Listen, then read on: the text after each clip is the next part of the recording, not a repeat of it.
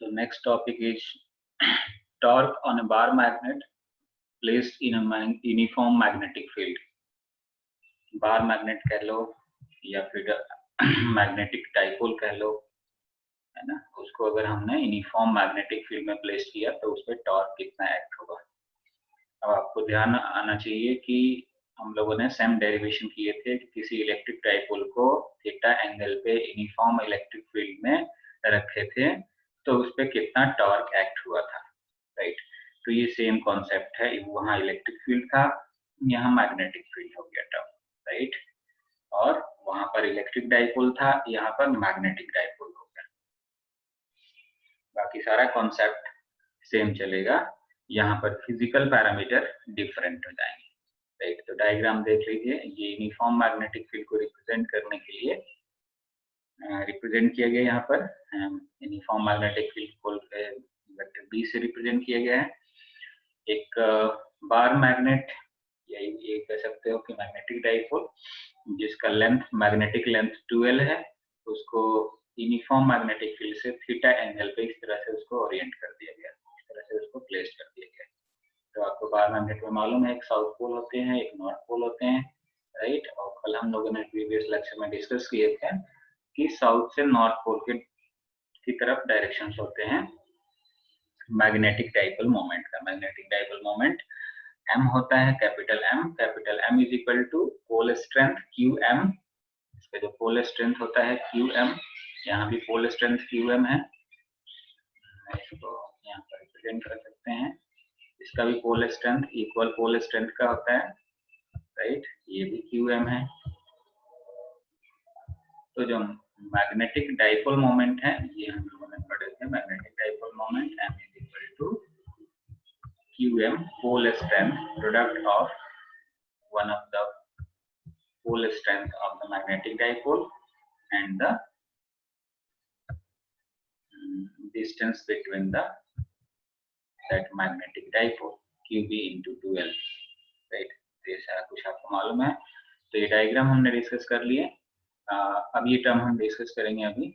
देखो, consider bar magnet held at an angle theta.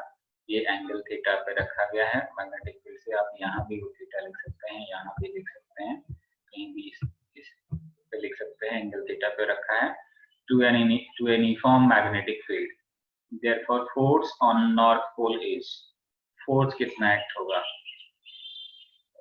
Right. Force on north pole and force on south pole find out करके और फिर हम torque calculate कर सकते हैं।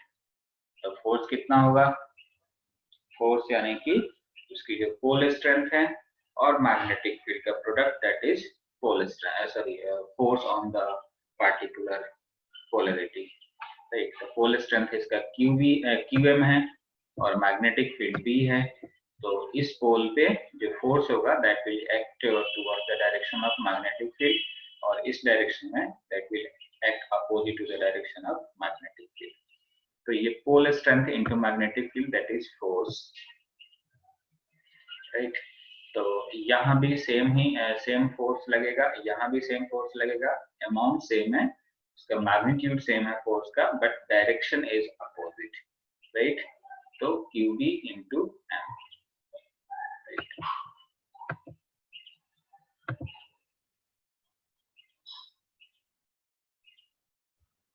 नेक्स्ट है उसी तरह से, तो कहीं भी अगर दो तरह के फोर्स एक्ट होते हैं, किसी भी ऑब्जेक्ट पे दो फोर्स एक्ट हो और दोनों अपोजिट हो, तो वो क्या करेगा, उस ऑब्जेक्ट में एक रोटेशन ट्राई करेगा, रोटेट करने की ट्राई करेगा, राइट। तो this force tends to rotate the bar magnet which result और डेवलप टॉर्क। अगर दो फोर्स एक्ट हुए, एक फॉरवर्ड डायरेक्शन में, एक रिवर्स डायरेक्शन में, तो उस ऑब्जेक्ट में क्या डेवलप हो जाएगा, टॉर्क डेवलप हो जाएगा। That torque is defined as force into perpendicular distance.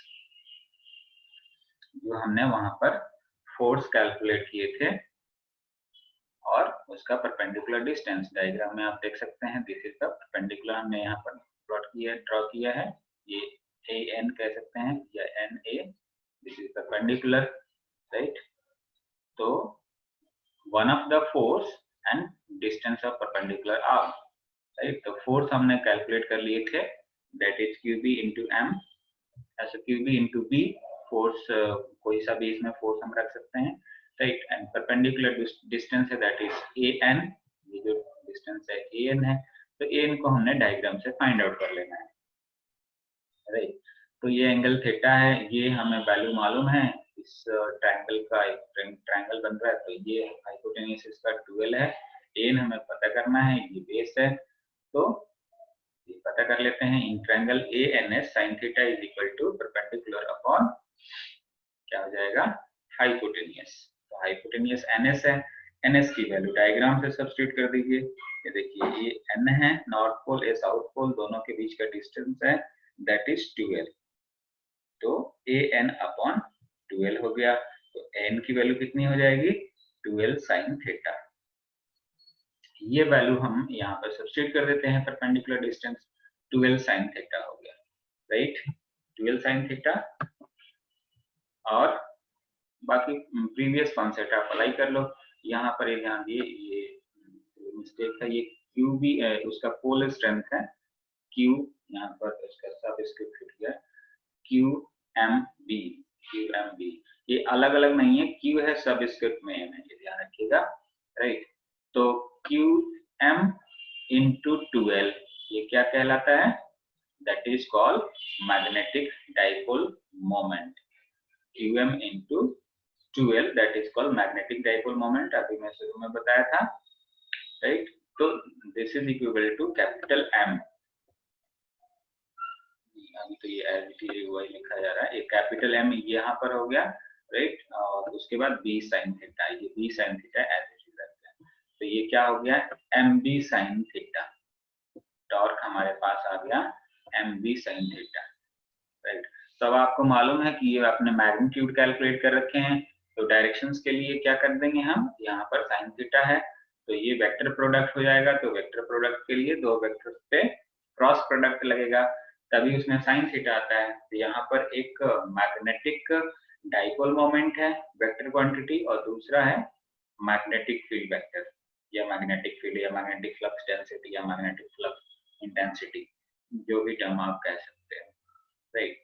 तो यहाँ पर हो जाएगा MB sin theta is equal to, हम लिख सकते हैं M cross B, because A cross B is equal to AB sin theta, right. तो यहाँ पर M cross B is equal to MB sin theta, तो ये मैग्नीट्यूड हो गया, ये टॉर्क वेक्टर के टर्म में हो गया। तो दिस इज द टॉर्क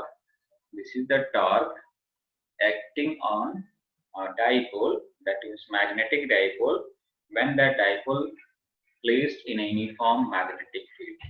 किसी भी मैग्नेटिक डाइपोल को अगर आप यूनिफॉर्म मैग्नेटिक फील्ड में प्लेस्ड करोगे किसी थीटा एंगल पे, तो उस पे जो टॉर्क एक्ट होगा that is M vector cross B vector, और you can say that MB sin theta, right. तो ये होगा। अब यहाँ पर मैं रिमाइंड करा दूं कि हम लोगों ने वहां पर इलेक्ट्रोस्टैटिक्स में पढ़े थे tau is equal to PE sin theta, PE sin theta, right. तो अब आपको इससे क्लियर होगा कि ये तो बिल्कुल कॉन्सेप्ट इसका सिंपल चल रहा है। ये देखो यहाँ भी sin थीटा आया था, यहाँ वहाँ इलेक्ट्रिक फील्ड था, वहां पर इलेक्ट्रिक डाइपोल मोमेंट था, यहाँ पर हमने मैग्नेटिक डाइपोल मोमेंट कह दिए और मैग्नेटिक फील्ड कह दिए, और sin थीटा आएगा क्योंकि हमने उसको एंगल पर सब्स्टिट्यूट किए हैं, राइट। तो टॉर्क इलेक्ट्रोस्टैटिक्स में कितना था, PE sin थीटा था, और मैग्नेटिक फील्ड में कितना था, MB sin थीटा, राइट। ये इलेक्ट्रिक डाइपोल मोमेंट हो गया, ये मैग्नेटिक डाइपोल मोमेंट हो गया, बिल्कुल सिमिलर कॉन्सेप्ट, राइट। एक चीज और यहाँ समझ लीजिए, the direction of torque will be perpendicular to the plane containing magnetic dipole moment and magnetic field। that means कि अगर आपने इस डायरेक्शंस में मैग्नेटिक डाइपोल मोमेंट को रिप्रेजेंट किया है और उसका मैग्नेटिक फील्ड इस डायरेक्शन में है, ये डायरेक्शन मैग्नेटिक फील्ड का है, तो ये तो एक ही प्लेन में हो गया, तो जिस प्लेन में कंटेंट है तो इसके जस्ट परपेंडिकुलर टॉर्क एक्ट होगा, यानी कि टॉर्क का डायरेक्शन ये आप रफ पे डायग्राम बना सकते हैं, ये एंगल थीटा था, राइट। अब इसको आप समझ सकते हो कि ये जो चीज है ये दैट इज द डाइपोल, है ना, मैग्नेटिक डाइपोल, राइट। आप बार मैग्नेट कह सकते हो, शॉर्ट बार मैग्नेट कह सकते हो। तो ये एंगल थीटा पे था, ये यूनिफॉर्म मैग्नेटिक फील्ड पे था, राइट। तो जो टॉर्क होगा that will be perpendicular, right? So this is all about torque due to magnetic dipole or bar magnet placed in uniform magnetic field, right?